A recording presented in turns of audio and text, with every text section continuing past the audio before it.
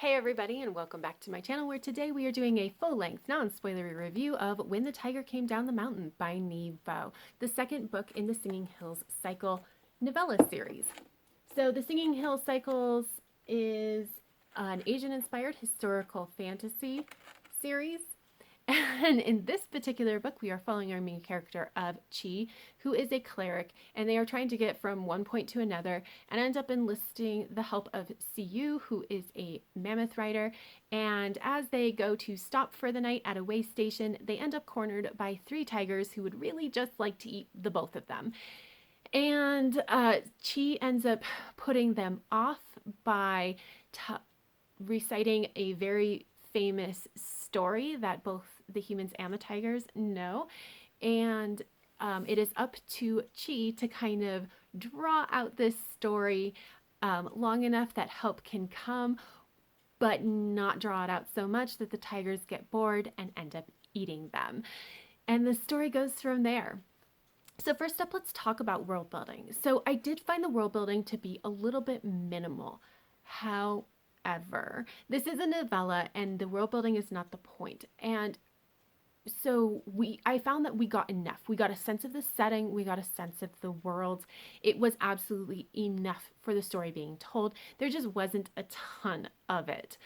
I will say, however, that if you have read the first book in this series, you definitely get a deeper understanding of this world, that it builds on this book builds on the previous book.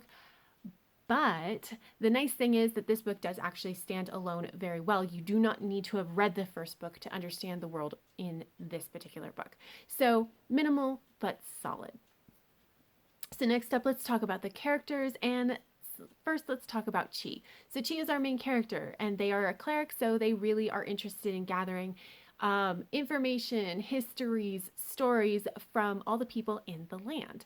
And I was so excited that Chi was going to be our main character because they do appear in the first book, and I was really intrigued by them in the first book. So I was very excited, and it was really interesting to watch them mold themselves to who they needed to be for each individual situation. So we get a sense of who they are, but also the details are a little blurry because they are molding themselves as need be, and especially because they frequently put others in the spotlight rather than allowing the spotlight to be on them, because obviously they want the information and stories and histories that other people have. So it was very interesting to watch them. I'm still very intrigued by them. I would still love to have another story featuring them. I just really enjoyed Chi. And speaking of characters that I really enjoyed, I really loved Siyu. We don't see a ton of them because of the structure of this particular novella doesn't really allow for a ton of interaction, but they have such a bright, vibrant personality. She is just great. So I really enjoyed the dialogue between Siyu and Chi. And honestly, like if we got a novella with starring those two, I would be so happy. I think that would be amazing. And then we have the tigers, or more properly, the tigresses. It is three sisters, and it's really interesting because they are a great antagonist. They're really acting according to their nature. They're hungry, humans are food. So they're not really a villain, but just an antagonist. But it's really interesting because even though each individual tiger has different opinions and thoughts about and personalities and everything, they really are kind of one entity. It was very interesting to watch. But I really liked their interactions between the three different tigers, and watching like that they clearly had history with each other, which makes sense, and how that kind of came out in their interactions. And then the last two characters that I should mention are Hoti Tao and Diu. And I apologize because I probably am mispronouncing that. I could not find proper pronunciations. If you have them, please let me know down below. But Hoti Tao and Diu are the main characters that are in the story that Chi is telling.